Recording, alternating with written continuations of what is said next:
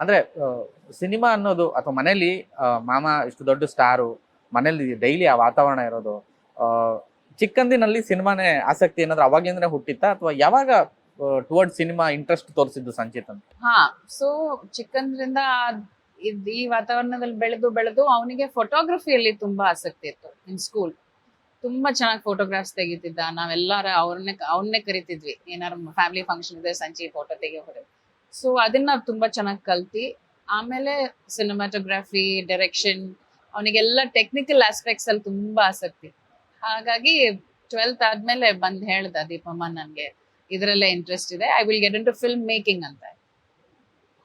He went to New York, he did some course and everything, and he got back. And so ನಿಮ್ಗೆ ಇದ್ರಲ್ಲೇ interest ಇದ್ರೆ you continue in this. There was absolutely no doubt about whatever you want to do. They always encourage our children to do that, to follow their hearts. So ಹಾಗಾಗಿ he started with assistant direction. ಬೇರೆ ಬೇರೆ directors ಒಟ್ಟಿಗೂ ಕೆಲಸ ಮಾಡಿದ್ದಾರೆ. And he was assisting at Manikya. Deepu ಒಟ್ಟಿಗೆ assist ಮಾಡ್ತಾ ಇದ್ರು. ಅಲ್ಲಿ he used to fill in for Deepu. By then ಬೆಳೆದು he's come to the same height ಅಲ್ಲ. ಸೊ ಕ್ಯಾಮೆರಾ ಪ್ಲೇಸ್ಮೆಂಟ್ಗೆ, ಫ್ರೇಮಿಗೆಲ್ಲ ಮಾಡ್ಬೇಕಾದ್ರೆ ಅವನ್ನ ನಿಲ್ಸ್ತಾ ಇದ್ರು, ಅಲ್ಲಿ ನಿಂತ್ಕೋಪ.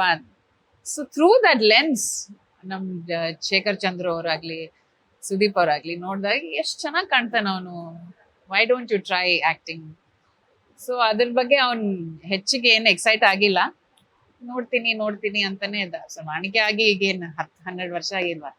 So he finally came up very recently, Jimmy ಟೈಮಲ್ಲಿ ಬಂದು ಹೇಳ್ದ, I think I'll do both ಅಂತ. ಹಂಗಾಗಿ ಜರ್ನಿ ಸ್ಟಾರ್ಟ್.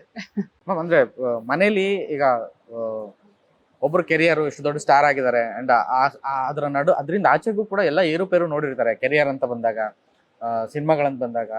ಸೊ ಈ ತರದನ್ನೆಲ್ಲ ಮನೆಯವರು ನೋಡಿರ್ತಾರೆ, ಅಜ್ಜಿ ತಾತ, ತುಂಬಾ ಪ್ರೀತಿಯ ಮೊಮ್ಮಗ.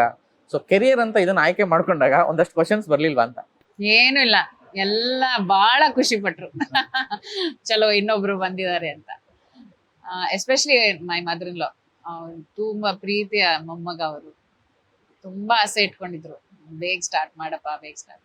ಅದೊಂದು ಕೊರತೆ ನಮ್ಮಲ್ಲಿ ಇವತ್ತು ಬಹಳ ಇದೆ. ಅವರು ಒಂದು ಇರ್ಬೇಕಿತ್ತು.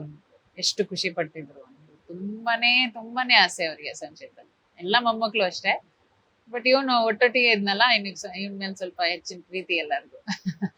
ಮಕ್ಳು ಅವ್ರವ್ರ ದಾರಿ ಅವ್ರವ್ರು ಹುಡ್ಕೊಂಡು ಅದ್ರಲ್ಲಿ ಬೆಳೆದ್ರೆ ಎಂತ ಖುಷಿ ಅಲ್ವಾ. ನಮಗೂ ಅಷ್ಟೇ, ಅವ್ರಿಗೂ ಅಷ್ಟೇ. ಈಗ ನಾವೊಂದ ಹಿಂಗೆ ಆಗ್ಬೇಕು, ನಮ್ಮಪ್ಪ ಇಂಜಿನಿಯರ್, ನಾವು ಇಂಜಿನಿಯರ್, ಆ ಜನರೇಷನ್ ಅನ್ನ ಬಂದವ್ರು ನಾವು. ನಮಗ್ ಬೇಕಿತ್ತು ಆ ಫ್ರೀಡಮ್, ಇಲ್ಲ ನಮಗೆ ಇದ್ರಲ್ಲಿ ಇದೆ. ಬಟ್ ಇವತ್ತು ಅವೇರ್ನೆಸ್ ಜಾಸ್ತಿ ಇದೆ, ಯಾವ ತರದಲ್ಲಿ ನಾವು ಕರಿಯರ್ ಮಾಡ್ಕೋಬಹುದು. 10 years ಬ್ಯಾಕ್ ನಾವು ಅನ್ಕೊಂಡೇ ಇರ್ಲಿಲ್ಲ, ಈಗ just as a podcaster whether you can make a living with that. Alva, how many people you can influence today because of social media. We never thought of it as a career then. So that when these options are so wide, ಅವ್ರು ಏನ್ ಅದ್ರಲ್ಲಿ ಒಬ್ಬೊಬ್ರು ಒಂದೊಂದು talent ಇಟ್ಕೊಂಡ್ ಬರ್ತಾರಲ್ಲ, ಅದನ್ನ ಬೆಳೆಸ್ಕೊಂಡು ಹೋದ್ರೇನೆ ಚೆನ್ನಾಗಿ ಇರುತ್ತಲ್ಲ.